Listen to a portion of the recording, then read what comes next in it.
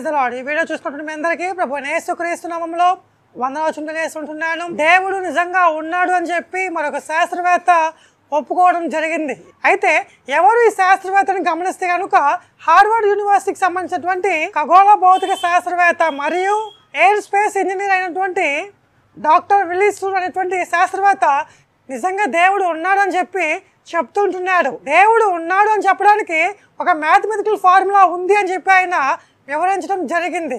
ఈ సృష్టి మొత్తాన్ని కూడా కంట్రోల్ చేస్తున్నటువంటి ద స్పీడ్ ఆఫ్ లైట్ మరియు అటామిక్ స్టెబిలిటీ రెండు కూడా ఇంత స్థిరంగా ఉండి మనిషి యొక్క జీవనానికి సహకరిస్తున్నాయండి. కనుక ఇది మామూలు విషయం కాదు.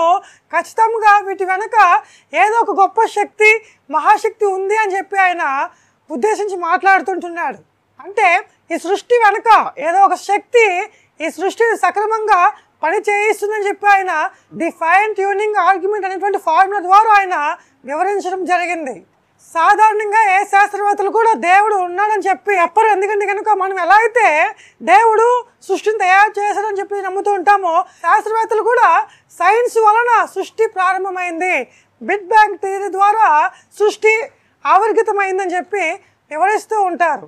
సైన్స్ మాత్రమే ఈ సృష్టిని కంట్రోల్ చేస్తుందని, కేవలం ఫిజిక్స్లోని లాసు, కెమిస్ట్రీలోని ఈక్వేషన్స్, అలానే మ్యాథ్స్లోని ఫార్ములాస్ మాత్రమే, నెంబర్స్ మాత్రమే ఈ సృష్టిని కంట్రోల్ చేస్తున్నాయని చెప్పి అనేక మంది శాస్త్రవేత్తలు నమ్ముతూ ఉంటారు. అంటే చాలామంది శాస్త్రవేత్తలు ఏదైతే ముందుగానే ఉందో దాన్ని మాత్రమే మేము వెదకి బయటకు తీస్తున్నాము, ఆల్రెడీ ఉన్నదాన్నే మేము వెతికి పట్టుకుంటున్నామని చాలామంది సైంటిస్టులు కూడా వారి యొక్క అభిప్రాయాలను తెలియజేశారు. అంటే ప్రపంచంలో ప్రఖ్యాతిగాంచినటువంటి చాలామంది శాస్త్రవేత్తలు దేవుని గురించి, ఆయనకు గొప్పతనం గురించి అనేక సార్లు మాట్లాడినట్టుగా మనం చూస్తూ ఉంటాం. వారిలో ముఖ్యంగా టెలిస్కోప్ను కనిపెట్టినటువంటి శాస్త్రవేత్త గెలీలియో దేవుడు ఈ సృష్టిని మ్యాథమెటిక్స్ అనేటువంటి భాషను ఉపయోగించి సృష్టించాడని చెప్తూ ఉంటారు.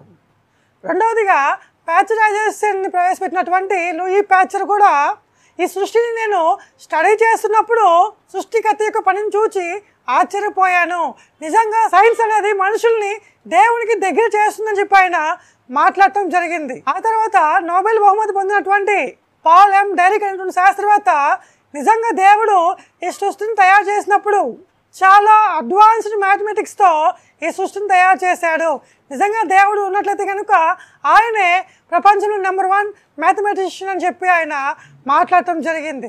అలానే ఫిజిక్స్లో నోబెల్ బహుమతి పొందినటువంటి ఆల్బర్ట్ ఐన్స్టీన్ కూడా దేవుని గురించి ఇలా అన్నాడు, నేను ఎంత ఎక్కువగా సైన్స్ కోసం స్టడీ చేస్తున్నానో అంత ఎక్కువగా నేను దేవుడు ఉన్నాడు అని చెప్పి నమ్మగలుగుతున్నాను అన్నాడు. అలానే జేమ్స్ క్లర్క్ మ్యాక్స్వెల్ అనుకున్న శాస్త్రవేత్త కూడా అనేక సిద్ధాంతాలను స్టడీ చేస్తూ అన్నాడు కదా, నేను అనేక సిద్ధాంతాలను స్టడీ చేశాను కానీ దేవుడు లేకుండా ఏ సిద్ధాంతాలు పని చేయవు అన్నాడు. దేవుడు లేకుండా ఏ సిద్ధాంతాలు పని చేయవు అని చెప్పి ఆయన మాట్లాడటం జరిగింది.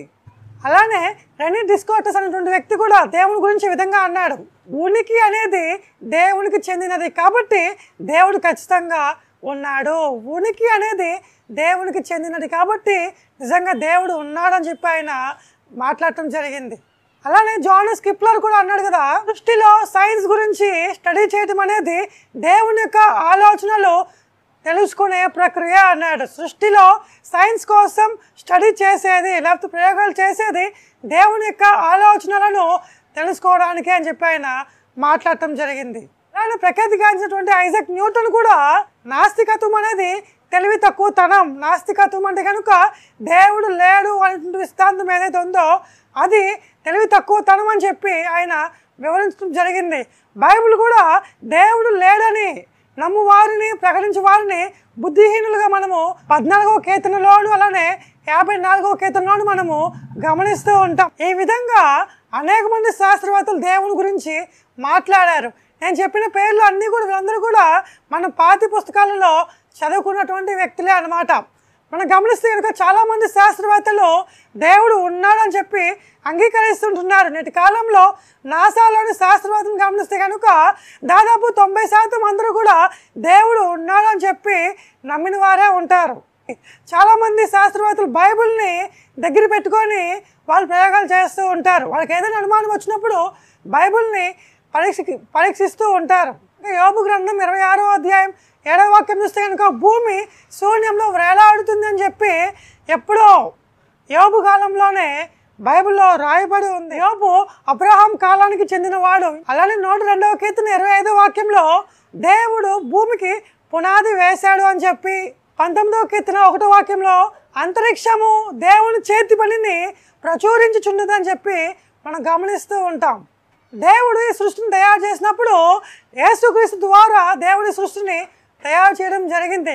మనం చూస్తే కనుక దేవుడు పలుకగా అంటే మాట్లాడగా, దేవుని మాటే వాక్యము, వాక్యము దేవుని యొద్ద ఉండేను, ఆది యందు వాక్యం ఉండేను అంటే కనుక ఈ సృష్టి రవ్వాంతి చేయబడక మునిపే వాక్యము ఉంది.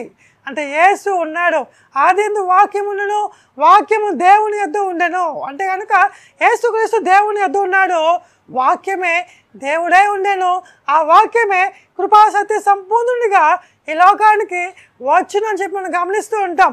యేసుక్రీస్తు యొక్క దైవత్వం అనేది మనం నేర్చుకోవాలి కనుక ఖచ్చితంగా సామెతల గ్రంథం 8వ అధ్యాయం పూర్తిగా చదివినట్లయితే కనుక, దాన్ని నేర్చుకున్నట్లయితే కనుక దేవుని యొక్క దైవత్వం మనకు కనిపిస్తూ ఉంటుంది. అంత మాత్రమే కాదు కానీ కొలసీ పత్రిక కూడా యేసుక్రీస్తు యొక్క దైవత్వం గురించి రాయబడి ఉంది.